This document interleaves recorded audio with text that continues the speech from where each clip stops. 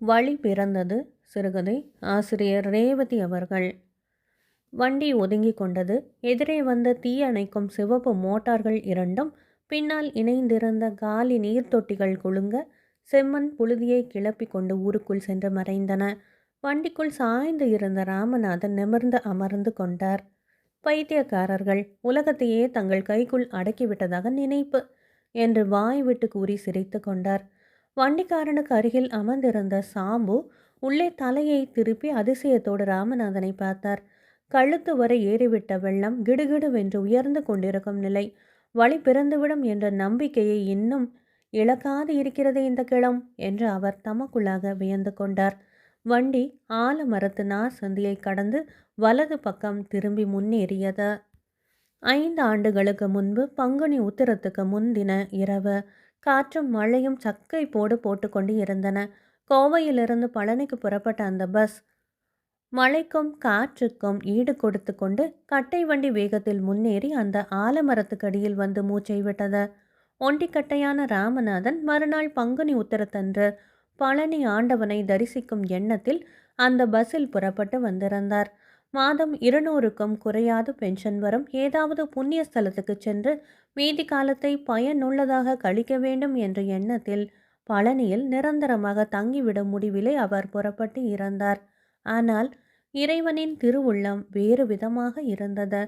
கால அட்டவணைப்படி இரவு 8 மணிக்கெல்லாம் பழனியில் இருக்க வேண்டிய அந்த பஸ் மழைக்கும் காற்றுக்கும் ஈடு கொடுக்க முடியாது.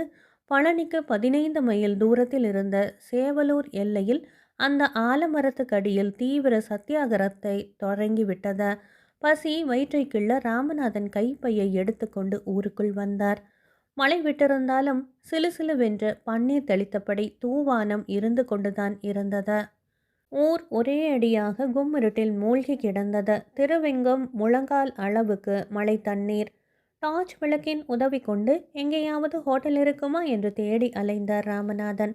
இருந்த ஒரே ஹோட்டலையும் 9 மணிக்கெல்லாம் மூடிவிட்டு இருந்தார்கள் என்று தெரிந்தது. வேறு வழியே இன்றி ஒரு பெட்டிக்கடையை தேடி பிடித்து அரை டஜன் பழங்களை வாங்கி கொண்டு ஒரு வீட்டு திண்ணையிலே ஏறி அமர்ந்து கொண்டார்.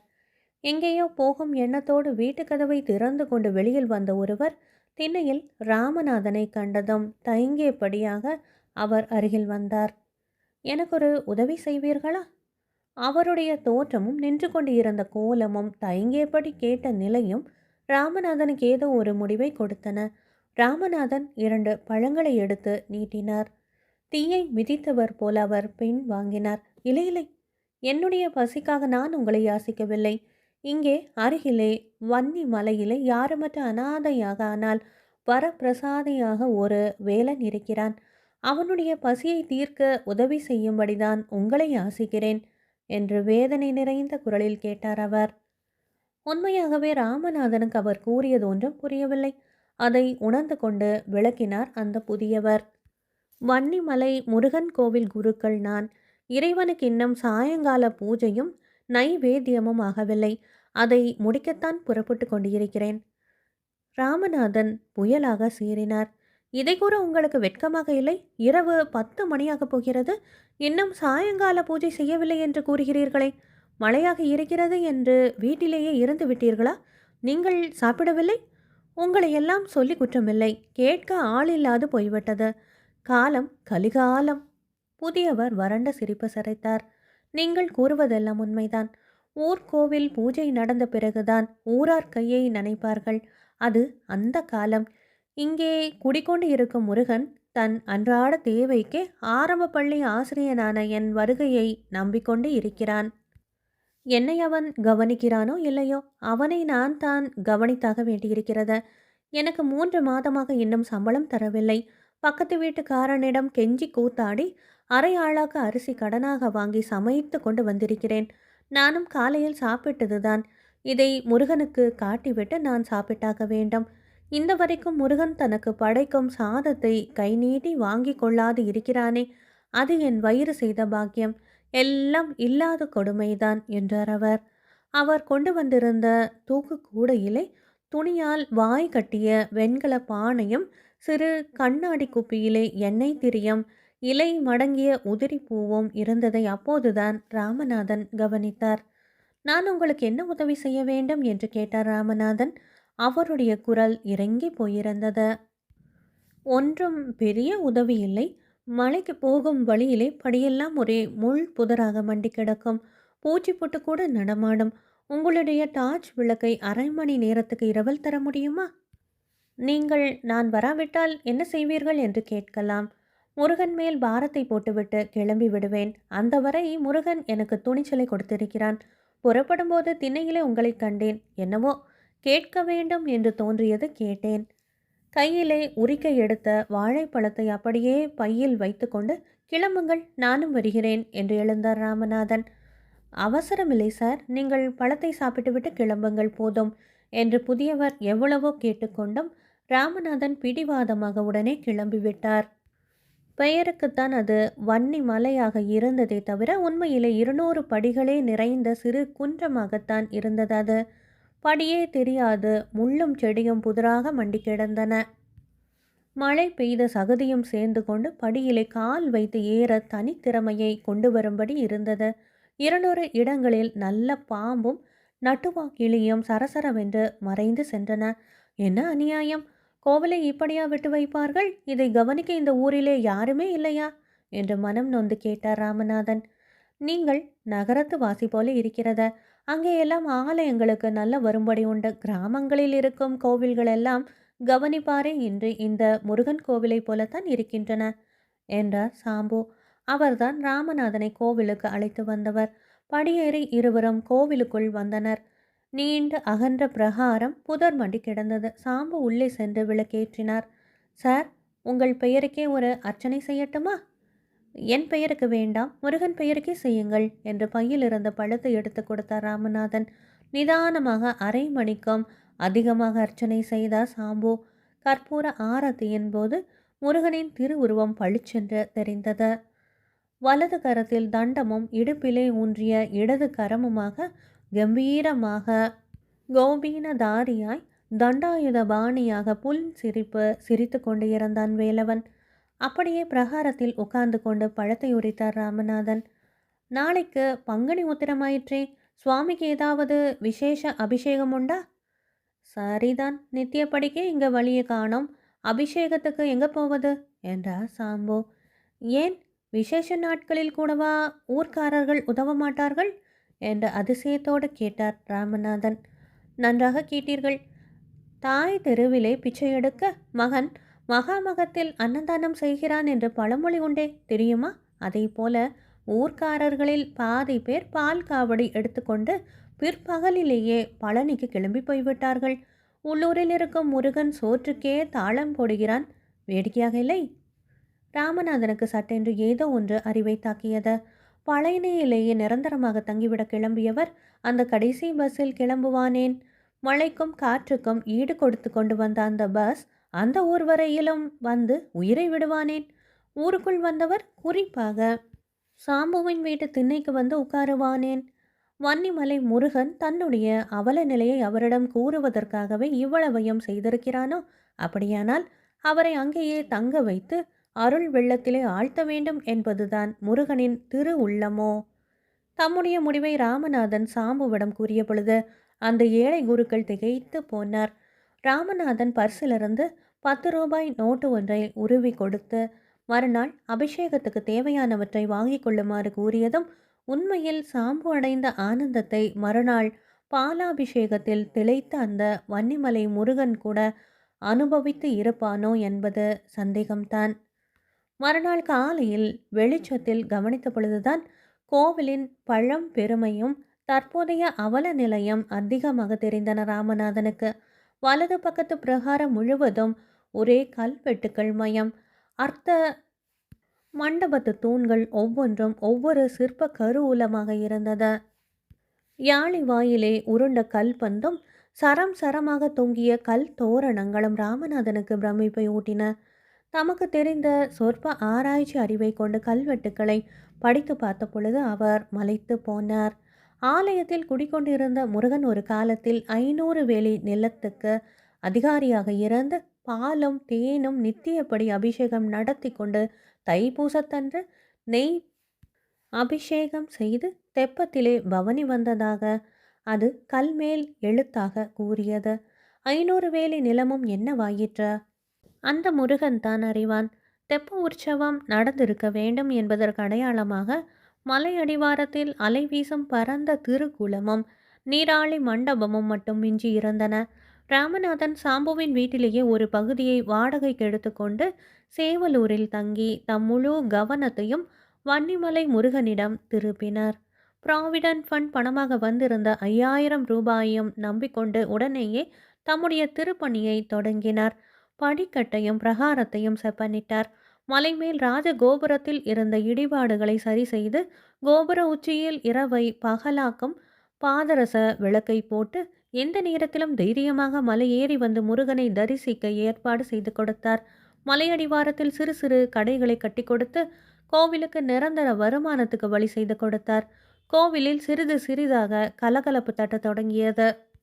6 மாதங்களில் ராமநாதன் வருகையால் வன்னிமலை முருகனுக்கு நல்ல வியாபாரம் பிடித்து பக்த கோடிகளும் அதிகரித்து விட்டன. அதே சமயத்தில் அவரை அறியாத ராமநாதனும் தமக்கு நல்ல விளம்பரத்தை தேடிக்கொண்டு விட்டார். அந்த நிலையில்தான் அந்த எதிர்பாராத நிகழ்ச்சி நடைபெற்றது. ஊரிலிருந்த ஆரம்ப பள்ளியின் சுவர் பலத்த காற்றுக்கு இரையாகி தரையோடு சேர்ந்து விட்டது. முருகனுக்கு வழி செய்தது போல அவர்தான் பள்ளிக்கும் ஏதாவது வகை செய்ய வேண்டும் என்று ஊரார் விரும்பினர். அவர் மறுக்கவில்லை. ஆனால் அவரிடம் பைசா கூட இல்லை. ப்ராவிடன்ட் ஃபண்ட் பணம் 5000 முருகனுக்கே செலவாயிற்று. அதனால் அந்த ஊர் முனிசிபல் அங்கத்தினராக இருந்த சபாபதியை சந்தித்து பேசினார் ராமநாதன். சபாபதி ராமநாதனை வேறு விதமாக எடை போட்டிருந்தார். முனிசிபல் அங்கத்தினர் பதவி சபாபதியின் பரம்பரை சொத்து. அந்த ஊரிலே பரம்பரையாக செல்வ நிலையில் இருந்து வரும் குடும்பம் அவருடையது. வெளியூரை சேர்ந்த ராமநாதன் திடீரென்று வந்து கோவில் திருப்பணியில் ஈடுபட்டது. அதிலும் தம்மை ஒரு வார்த்தை கூட மதித்து கேட்டுக்கொண்டு செய்யாதது சபாபதிக்கு மிகுந்த எரிச்சலை கொடுத்தது. உள்ளூரில் மதிப்பில்லாத பேர்வழிகள் தான் வெளியூருக்கு வந்து அந்த திருப்பணி இந்த திருப்பணி என்று வலிய தலையிட்டு விளம்பரம் தேடிக்கொண்டாக வேண்டும். அந்த பரிதாப நிலை எனக்கு இல்லை என்று கூறி ராமநாதனை அனுப்பிவிட்டார். வேறு வழியே இன்றி ராமநாதன் அரசாங்கத்துக்கு நேரடியாக விண்ணப்பம் செய்து கொண்டார். அவர் எடுத்துக்கொண்ட முயற்சியின் பயனாக சபாபதி என்னவோ முட்டுக்கட்டை போட்டும் பள்ளி கட்டடம் பழுது பார்க்கப்பட்டு விட்டது. உடனேயே நகர சபை தேர்தலும் வந்தது. ராமநாதனுக்கு பொதுப்பணியில் இருந்த ஈடுபாட்டை கண்கூடாக கண்டுவிட்ட ஊரார் அவரை கட்டாயப்படுத்தி பரம்பரை பதவிக்காரரான சபாபதிக்கு எதிராக போட்டியிடும்படியான நிலையை உண்டாக்கினர். ராமநாதன் சபாபதியை சாதாரணமாக கூட தோல்வியுற செய்யவில்லை. கட்டிய முன்பணம் கூட திரும்ப கிடைக்காத நிலைக்கு ஆளாக்கி வெற்றி கண்டார். அதோடு சபாபதியின் தீராத பகைக்கும் ஆளானார். இந்த நிலையில்தான் ராமநாதன் வன்னிமலை முருகனுக்கு தெப்பம் கட்டி உற்சவம் கொண்டாட தீர்மானம் செய்தார். அதற்கு நன்கொடையும் வசூலித்தார். பாலுக்கு ஆசைப்பட்டவர்களின் கூழுக்கே மோசம் வந்த கதையாக ராமநாதன் தெப்பத்துக்கு கனவு காண குளத்துக்கே ஆபத்து வந்தது. சுத்தம் சுத்தம் என்று எதிலுமே சுத்தத்தை வலியுறுத்தி வந்த ராமநாதன் கோவிலில் அக்கறை காட்டத் தொடங்கியதிலிருந்து மாதம் தவறாது குளத்தை சுத்தம் செய்து பாசி எடுக்க ஏற்பாடு செய்து இருந்தார். அப்படி இருந்தும் எப்படித்தான் அந்த துர்நாற்றம் குளத்திலிருந்து வீசியதோ ராமநாதன் நடுநடுங்கி போய்விட்டார். தெப்பத்துக்காக சேர்த்து இருந்த நன்கொடையை அப்படியே செலவு செய்து குளத்தை தலை கீழாக புரட்டுவது போல தூர் எடுத்து பார்த்தார்.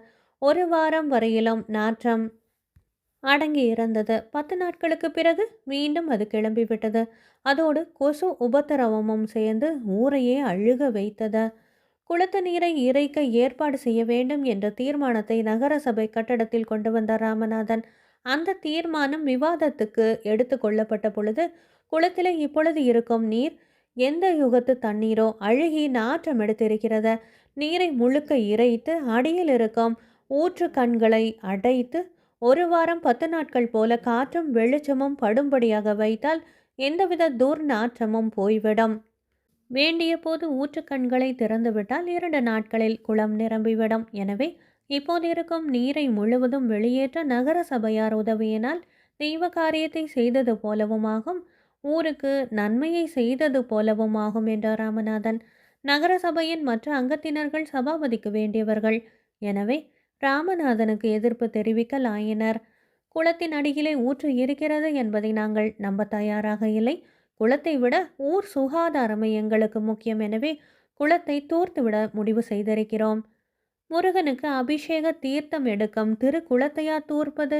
அழகான படிக்கட்டும் அலை வீசுகின்ற நீர்ப்பரப்பும் கிளி கொஞ்சம் அந்த அழகான நீராளி மண்டபத்தையும் தூர்ப்பது ஒன்றுதான் துர்நாற்றத்தை அகற்ற உங்களுக்கு தோன்றியிருக்கும் ஒரே வழியா? வீணாக தெய்வ குற்றத்துக்கு ஆளாகி விடாதீர்கள் என்று கெஞ்சினார் ராமநாதன். அபிஷேக தீர்த்தத்துக்கு வேண்டுமானால் ஒரு கிணறு வெட்டித்தர ஏற்பாடு செய்கிறோம். ஊருக்கு உபகாரியாக இருக்கும் குளத்தை தூர்த்துவிட்டு கிணறு வெட்டி தருகிறேன் என்று கூறுகிறீர்களே, அதற்காகும் பணத்தில் குளத்தை சுத்தம் செய்து விடலாமே. அது பெரும்பான்மையானோரின் முடிவை பொறுத்தது. குளத்தை தூர்க்க நான் ஒரு காலம் ஒப்பவே மாட்டேன். முடிவு செய்ய வேண்டியது முனிசிபல் கவுன்சில். இது உங்கள் வீட்டு விஷயமல்ல, ஊர் சுகாதாரத்தையே பாதிக்கும் பொதுவான காரியம் என்று ராமநாதனை கேலி செய்த ஓர் அங்கத்தினர் குளத்தை உடனடியாக தூர்க்க வேண்டும் என்று அந்த கூட்டத்திலேயே ஒரு தீர்மானத்தை கொண்டு வந்தார். ராமநாதனின் எதிரிலேயே அது ஓட்டுக்கு விடப்பட்டது. எதிர்த்து ஓட்டளித்தவர் ராமநாதன் ஒருவர்தான். நியாயத்துக்கு துணை நிற்க இந்த கூட்டத்திலே ஒரு தர்மவான் கூடவா இல்லை என்று கண்ணீர் சொரிந்த ராமநாதன் உணர்ச்சி வசப்பட்டு கரம் கூப்பி, முருகா, கணவன் மேல் உள்ள கோபத்தை குழந்தையிடம் காட்டும் மனைவியைப் போல என்னை வஞ்சம் தீர்ப்பதாக எண்ணிக்கொண்டு உன்னுடைய உடைமைகளை அளிக்க முன் வந்து விட்டார்கள். இது எனக்கு ஏற்பட்ட தோல்வி அல்ல. நீ இருக்கிறாயா இல்லையா என்பதை தங்களையும் அறியாத இவர்கள் உரைத்து பார்க்க முயன்று விட்டார்கள். உனக்கு சக்தி இருந்தால் உன்னுடைய திருக்குளத்தை காத்துக்கொள் என்று ஆவேசம் வந்தவர் போல கூறி எழுந்தார். என்னதான் சபாபதியின் உற்ற நண்பராக இருந்தாலும் முனிசிபல் சேர்மன் தெய்வ நம்பிக்கை உடையவர். ராமநாதன் அப்படி பகிரங்கமாக தெய்வத்தை அரை கூவி முறையிட்டது அவருக்கு ஏதோ கலக்கத்தை கொடுத்தது. ராமநாதனை அழைத்து தீர்மானத்தை இன்னும் 10 நாட்களுக்கு பிறகு செய்யலாம் என்று ஒரு திருத்தம் கொண்டு வருகிறேன். அதற்குள் நீங்களே முயற்சி செய்து குளத்தை சுத்தம் செய்ய பாருங்கள். 10 நாட்களுக்கு பிறகும் குளம் அதே நிலையிலே இருந்தால் தீர்மானத்தை செயலாக்கி விடுவோம் என்றார். ராமநாதனுக்கு ஒரே மகிழ்ச்சி. கடலிலே மூழ்கி தவித்து கொண்டிருப்பவனுக்கு துருப்பு கிடைத்தது போல ஆனந்தத்துடன் சேர்மனின் யோசனைக்கு ஒப்புக்கொண்டார். அன்றிலிருந்து அந்த வினாடியிலிருந்து ராமநாதன் ஓர் இடத்தில் நிற்கவில்லை. இரவென்றும் பகலென்றும் பாராது ஊன் உறக்கமின்றி திருக்குளத்தை காக்க நன்கொடைக்காக பிசாசு போல வெறியுடன் அலைந்தார். 2 இடங்களில் கடனுக்கு கூட முயற்சி செய்து பார்த்தார். எதுவும் பலனளிக்கவில்லை. நகர சபையார் வைத்திருந்த கெடு முடிந்துவிட்டது. கடைசி 2 நாட்களில் ராமநாதனுக்கு எங்கிருந்தோ அலாதியான தெம்பும் நம்பிக்கையும் பிறந்துவிட்டன. என்ன காரணம் என்பது அவருக்கே புரியவில்லை. கெடு இன்றோடு முடிகிறதே, இன்னும் ஒரு வழியும் பிறக்கவில்லையே என்று சாம்பு கூட கேட்டுவிட்டார். நான் எதற்காக கவலைப்படுவது? கெடு வைக்க இவர்கள் யார்? குலத்தை காத்து கொள்ள முருகனுக்கு தெரியாதா என்ன? வீணாக நாம் எதற்காக கவலைப்பட வேண்டும் என்றார் ராமநாதன். அன்று மாலை ராமநாதனுக்கு திடீரென்று குளிர்காய்ச்சல் வந்துவிட்டது. மாட்டு வண்டி வைத்து கொண்டு அவருடன் அந்த ஊருக்கு பக்கத்தில் இருந்த வைத்தியர் வீட்டுக்கு புறப்பட்டார் சாம்பு. வண்டி ஊர் எல்லையை கடக்கும் பொழுது குளத்து நீரை இறைத்து வெளியேற்ற 2 தீயணைக்கும் மோட்டாரும் தூர்த்துவிட மண்வாரி வண்டியும் அவர்களை தாண்டி கொண்டு ஊருக்குள் சென்றன. ராமநாதன் தமக்குள்ளாக சிரித்து கொண்டார். மருந்து வாங்கி கொண்டு ராமநாதனோடு வைத்தியர் வீட்டிலிருந்து இறங்கிய சாம்பு திடுக்கிட்டு போனார். மத்தாப்பு கொளுத்திய மாதிரி வானத்திலே ஒரேடியாக வெளிச்சமும் புகையும் தெரிந்தன. வழியோடு தலைதெறிக்க ஓடி வந்து கொண்டிருந்த ஒருவனை நிறுத்தி சந்தேகத்தோடு விசாரித்தார் சாம்பு. ஆமாங்க, ஊருக்கு வெளியே முகாம் போட்டிருக்கிற சர்க்கஸ் கூடாரம் தான் தீப்பற்றி எரிந்து கொண்டிருக்கிறத. தீப்பந்தாட்டம் ஆடுகிறவனின் குறி தவறி போய் கூடார சீலையிலே பட்டுவிட்டதாம். இன்றைக்கு அவங்களோட 100வது நாள் ஆட்டமாம். தலைமை வகிக்க ஜில்லா கலெக்டர் வேறு வந்திருக்கிறார். பாவம், எல்லோரும் உள்ளே வகையாக அகப்பட்டு கொண்டு தவிக்கிறாங்க என்று கூறிவிட்டு பறந்தனவன். ராமநாதனுடைய காய்ச்சல் போன இடம் தெரியவில்லை. உதவி செய்ய உரமேறிய அவரது கரங்கள் துடித்தன. குடிக்க தண்ணீர் வேண்டுமானால் கூட சாதாரண நாளிலேயே 2 கயிர் கட்டி கிணற்றிலிருந்து எடுக்க வேண்டிய பூமியாயிற்றே அது. இந்த சித்திரை மாதத்திலே கடும் கோடை காலத்திலே இந்த பெரும் தீயை எப்படித்தான் அணைக்கப் போகிறார்களோ என்று கவலையுடன் ஓடினார் ராமநாதன். சாம்புவுக்கு அவரை பின்தொடருவது கஷ்டமாக கூட இருந்தது. அக்னி பகவான் சர்க்கஸ் கூடாரத்தின் உச்சியை எட்டிப்பிடித்து பயங்கரமாக விளையாடி கொண்டே இருந்தார். உள்ளே சிக்கிய ஜனங்கள் வெளியேற வகையே இன்றி தவித்துக் கொண்டிருந்தார்கள். தீ வேடிக்கை காட்டுவதற்காக வைக்கப்பட்டிருந்த காட்டு மிருகங்கள் இருந்த கூண்டின் பக்கம் தாவிக் கொண்டிருந்தது. குளத்தை தூர்க்கச் சென்ற 2 தீயணைக்கும் மோட்டார்களும் தங்கள் பின்னால் இணைக்கப்பட்டிருந்த மிகப்பெரிய தொட்டியில் குளத்து நீரை நிரப்பிக்கொண்டு சரியான சமயத்தில் வந்து சேர்ந்தன. 10 நிமிஷங்களில் தீ பூரணமாக அணைக்கப்பட்டு விட்டது. கலெக்டருக்கு அதிசயம் பிடிபடவே இல்லை. இவ்வளவு கடுமையான கோடை காலத்திலே இவ்வளவு தண்ணீர், அதுவும் இவ்வளவு விரைவில் எங்கிருந்து கிடைத்தது என்று வியப்போடு கேட்டார். ராமநாதன் வலிய சென்று விளக்கினார். கலெக்டருக்கு ஆத்திரம் பொங்கியது. கோடை காலத்திலே கூட நீர் வற்றாத குளத்தை தூர்ப்பதா? பைத்தியக்காரத்தனமாக அல்லவா இருக்கிறது? இந்த மாதிரி ஊருக்கு ஒரு குளத்தை வெட்டாவிட்டாலும் இருப்பதையாவது ஒழுங்காக வைத்துக் கொள்ளக்கூடாதா? திடீரென்று ஏற்படும் இந்த மாதிரியான தீ விபத்துக்களுக்காகவாவது இந்த குளம் அவசியம் தேவை. அதோடு குளத்துக்கு அருகில 2 தீ அணைக்கும் மோட்டாரும் எப்பொழுதும் இருக்க வேண்டும். குளத்தை சுத்தமாக்க அரசாங்கத்துக்கு எழுதி வேண்டியவற்றை நான் செய்கிறேன் என்று உறுதி கூறினார்.